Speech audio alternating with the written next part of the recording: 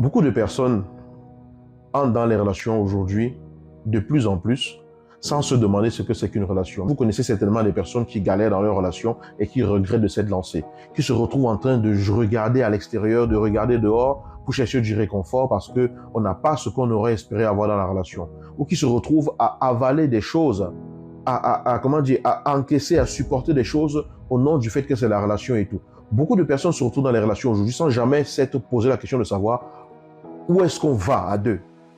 Notre aspiration, ce que nous rêvons, c'est que le maximum de personnes apprennent à se poser de façon responsable la question de savoir c'est quoi une relation?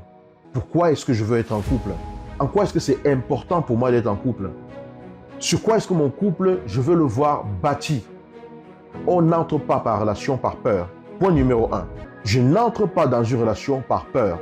Et c'est un travail personnel que vous devez faire sur vous. On n'entre pas dans une relation par peur de se retrouver seul. On ne se marie pas par peur de se retrouver seul et d'être jugé. On peut, vous pouvez le faire. Mais comprenez très bien quand les choses se passent mal par la suite, qu'elles se passent mal peut-être parce que la personne avec qui vous avez décidé de faire ça pour apparaître bien aux yeux de la société ne correspond en réalité pas sur le plan pratique à cette personne-là qui était la personne avec qui vous auriez voulu être. Ce qui est sûr, c'est que là, c'est la personne dont vous avez besoin. Parce que vous l'avez choisie.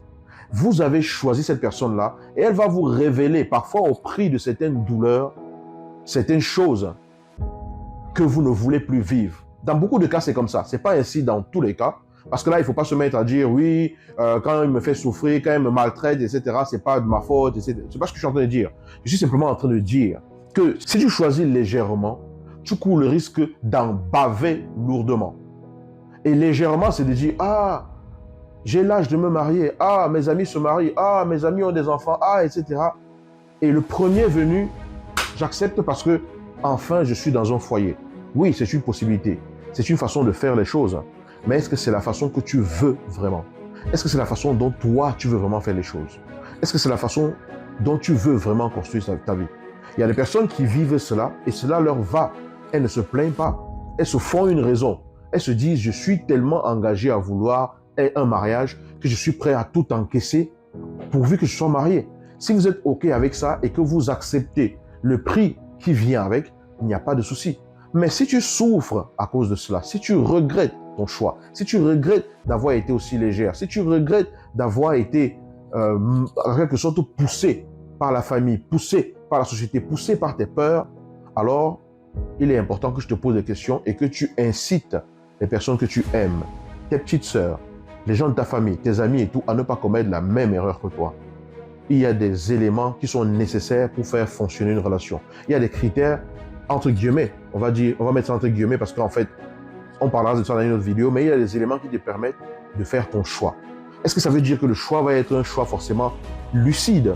Est-ce que ça veut dire que, pas lucide, mais lucide, c'est pas le mot. Est-ce que ça veut dire que le choix, c'est forcément que ça va être l'amour fou tout le temps? Non, le choix, c'est simplement que tu as choisi toi-même, en conscience, avec tous les paramètres que tu avais, mais ça ne veut pas dire que tu lis l'avenir. Mais tu resteras toujours suffisamment vigilante et claire par rapport à où est-ce que tu veux aller pour ne pas t'égarer sur le chemin. Je dis vigilante, mais également vigilant. Parce que ce ne sont pas que les femmes qui vivent cela. Les hommes également vivent cela. Beaucoup d'hommes subissent la pression de la société.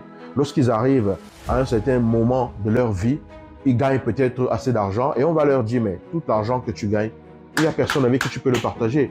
Marie-toi et donne-nous des petits-enfants et tout. Donc la pression, elle vient de tous les côtés. Le but de cette vidéo, c'est de vous interpeller et de vous faire comprendre que on n'entre pas dans une relation par peur. On n'entre pas dans une relation par hasard. On n'entre pas dans une relation pour faire comme les autres. L'idée ici, c'est que vous compreniez qu'enfin, en tant qu'adulte et être humain, vous devez agir consciemment. Agir par peur dénote une sorte de manque de conscience par rapport à ce que je suis en train de vivre. Sauf si je suis tellement conscient de ma peur que je décide de choisir de faire ainsi et que je suis prêt à payer le prix et que je suis OK avec ça. Il n'y a pas de souci. Mais je parle à ces personnes qui sont dans ces situations et qui souffrent d'avoir fait ce choix. Dans ces situations et qui ne veulent pas faire ce choix, mais qui hésitent et qui se disent qu'on va se moquer d'elles, on va se moquer de toi. Que tu sois un homme ou une femme, si tu n'acceptes pas cette situation qui t'est présentée, tu dois penser vraiment clairement à ce que tu veux pour ta vie. Parce que ta vie, elle peut s'arrêter en 2 secondes. Ciao.